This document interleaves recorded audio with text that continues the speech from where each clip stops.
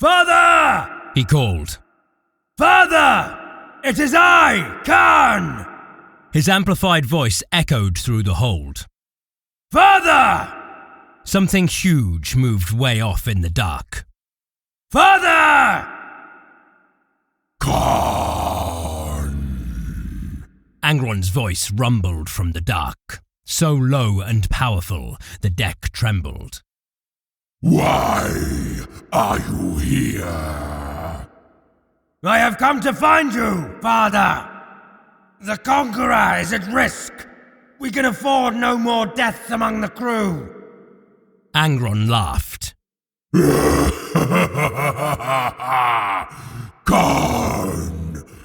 Khârn! Lord Khârn demands blood and skulls. Do you not hear his cries? Blood and skulls! Khârn felt a stir of unease. He heard the whispers. The words remained elusive, but the furious insistence that murder be done and blood be spilled was clear enough. He feared hearing what the words would say. He knew that enlightenment would come in time. I do not hear him, my lord, said Khârn. You will. He values you, my son. Heavy footsteps thumped deep in the stacks. Knocked chains jangled. These slaves are unworthy offerings for the blood god. But you, Khârn, your skull will make a fine gift. Angron came out of nowhere. Khârn barely had time to twist aside from the blow of his unholy sword. The blade, longer than Khârn was tall, embedded itself in the deck. Green fire sheathed it, eating into the metal. Khârn leapt back too late. Angron's backhand clipped him, sending him noisily into the side of a cargo container. Khârn's bulk pushed a deep dent into the metal, and he struggled to get out before Angron wrenched his sword free and whirled it around at his head. Khârn fell forwards from the dent just as the blade hissed through the air, splitting the container's side wide open. Plastic-wrapped packets bounced off the floor. He pushed up with his legs, parrying the next blow with Gorechild. The impact jarred him from head to toe, and he reeled back down an avenue between the containers, turned, and ran. Angron pounded after him. Khârn slipped into a dark space and eluded his father. He leaned back against metal. Both his hearts thundered. The butcher's nails sang their melodies of pain into the meat of his brain, urging him to fight. You stole my axe, Khârn! Angron growled. You took my weapon from me! Now you steal his favor!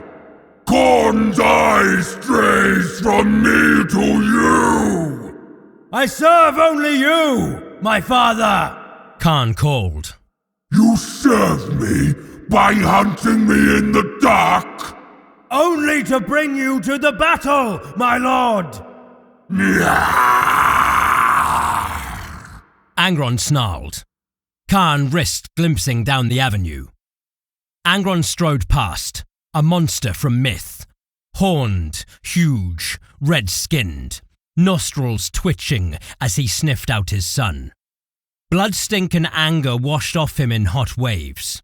He was mighty, but his God-given gifts had robbed him of all art other than killing, and Khârn remained hidden. What battle would that be? Angron rumbled. The battle against tedium, as we watch Mortarian sons fight where we should. The battle against my brother's arrogance. Horus defies Khârn. Khârn demands we fight for him now. Yet the War Master keeps us caged. Metal squealed as he upended a stack of containers hundreds of tons in weight as if they were empty card boxes. The boom of them falling to the deck took a long moment to die. I am the Avatar of Rage! The power of the warp runs through me, my son! I will not be chained like a dog any longer! Not by the Emperor! Not by Horus and not by you. You are a fool to come here. I will kill you. There will be blood. There will be skulls. Khârn cares not from whence the blood flows. Angron threw over another stack. Khârn used the cover of the noise to run out unnoticed behind his father. Angron's whole upper body heaved with each breath. Leathery wings flexed. Every movement he made revealed a towering anger barely contained. Khârn recognized the condition in himself. Khârn ran, Gorechild in one hand, the unwieldy spear of the teleport Homer in the other.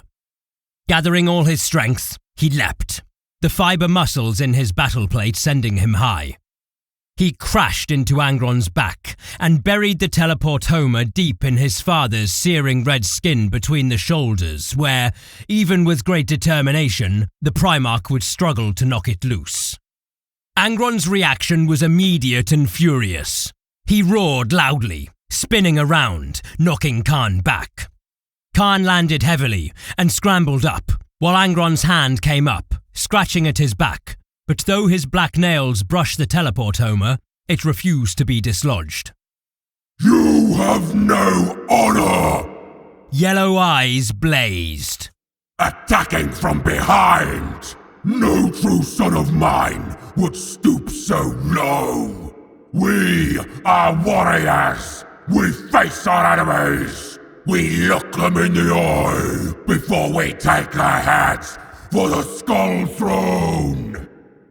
You are weak, all of you. Slaves to my father, then slaves to me.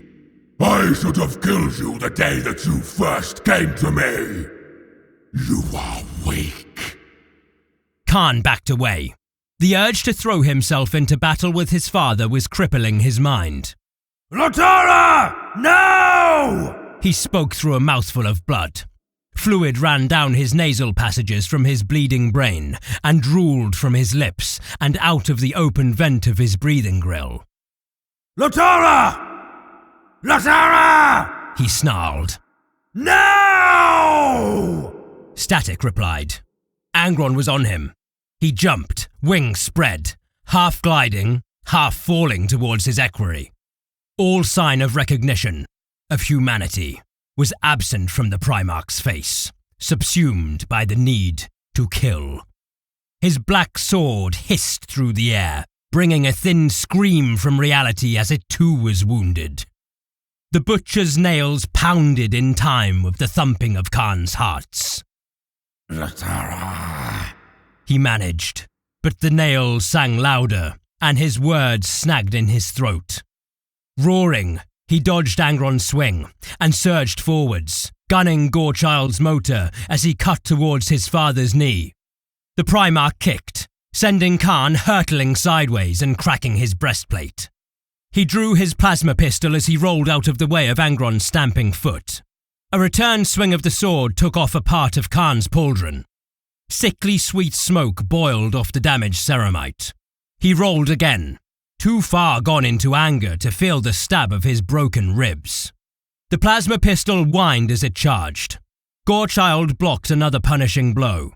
Black sword locked with dragon's teeth. Ligaments tore in Khârn's arm as his father forced his weapon down towards his face. Gorechild's engine screamed.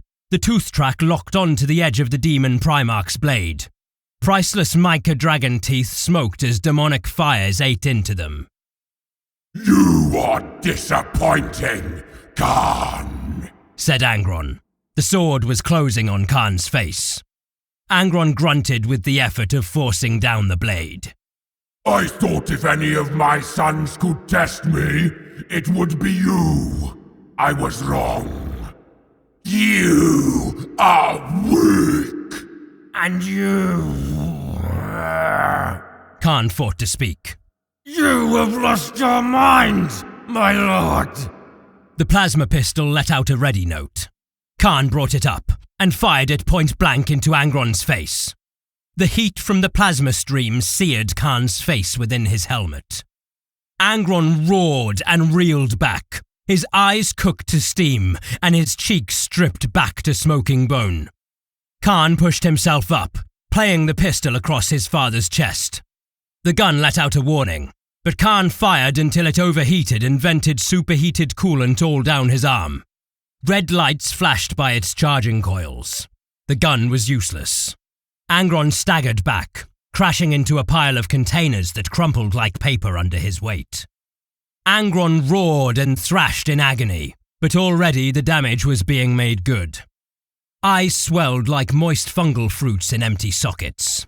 Charred flesh swelled with rehydration. Skin closed over deep burns. Veins and nerves spread across exposed bone, followed by muscle and fat. You cannot beat me! You are as unworthy as these pathetic slaves! Khârn readied himself. His muscles burned.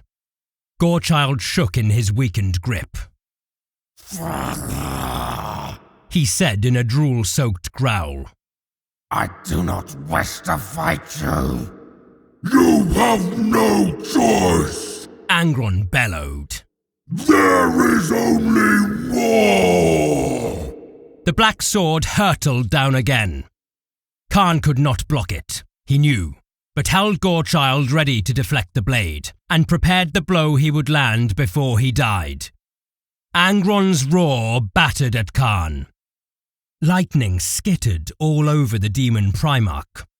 Wisps of corpusant streamed off his body in a white fog. Then, with a clap of air rushing suddenly into a vacuum, he was gone.